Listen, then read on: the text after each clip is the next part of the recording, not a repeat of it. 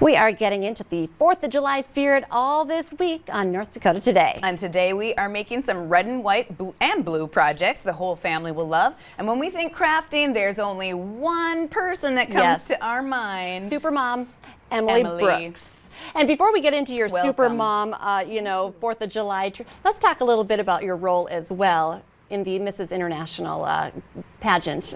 Yes, so I'm your 2021 Mrs. North Dakota International, and my platform is American Mothers Incorporated. So if you don't mind, I could tell you about our next upcoming event. Sure. So July 10th, we will be having a story time at the zoo, and we've been doing monthly story times at the zoo. And so this one will be at 10 a.m., and one of the zoo staff will be introducing an opossum.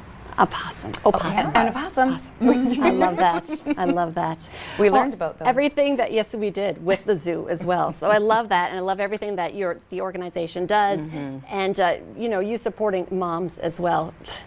You are some very lucky kids because they get to do this at your house, and they usually they like the taste testing part. Of course, and that's delicious. Okay, so we're starting today with food that would be perfect for your 4th of July party. So we will be doing these red, white, and blue strawberries, and they're super easy. All I did was get some of the classic white chocolate chips, and then the important part is to have strawberries that are completely dry. So wash them, dry them, and then I like to refrigerate them ahead of time too, because then when you dip them, it is going to cool even faster. So I had my chocolate chips in the microwave for about 30 seconds, and then you check it, see if you need to pop it in for a little bit more. What you need to be careful of is not putting it in for too long, or you'll get chunky chocolate, and then you can't go back to getting it smoothed out. So less is more when it comes to melting your chocolate. Okay. And then you roll it around in the sprinkles. Oh, that's so cool. So, that's easy. And I thought, how fun to do some different colored try one? sprinkles. Please. Not to eat. Actually, well, make eating's fun. the enjoyable part, but yeah, try it. And then another little trick that I did with the sprinkles is to roll it around. You put your strawberry in the center and then kind of roll it around in a circle to get it all the way around. I love that. And then do you have to refrigerate again, or does it kind of harden on its own? So these, being that the strawberries were cold, hardened pretty quickly. Okay.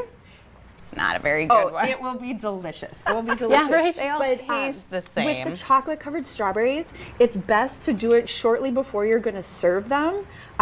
You can leave them overnight in the refrigerator like I did with these ones, but with fruit you'll get a little bit of the sweating, so you might need to clean the plate just a little bit before. But it's tastiest if you do it right before you're going to serve them. My girls will just love this.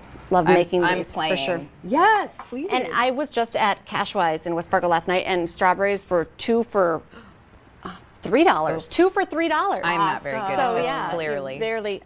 You're trying to make mistakes now just so that we get to eat the mistakes, I think. I love that.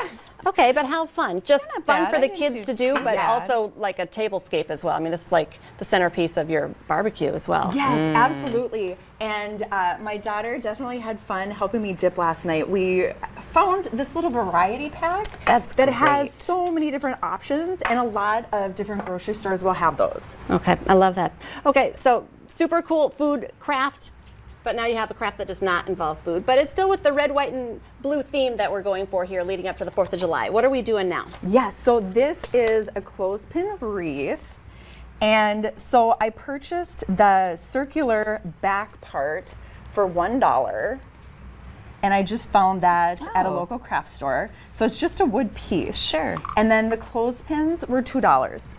Okay. So very it's a reasonable. very Budget reasonably priced. The dollar store somewhere. Yeah, a lot of different places will have the clothespins, and there's just so many fun projects that you can do with them. So if you don't use them all for this project, you can use it for another one too. So this particular one, we did just a hot glue gun with. And when I'm hot gluing, I kept it really easy by selecting a spot on the clothespin that would match the outside of my ring.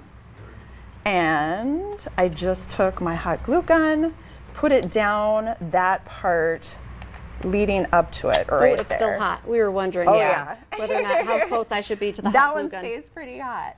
And then putting it around the outside of that ring so that they all will match up in a circle.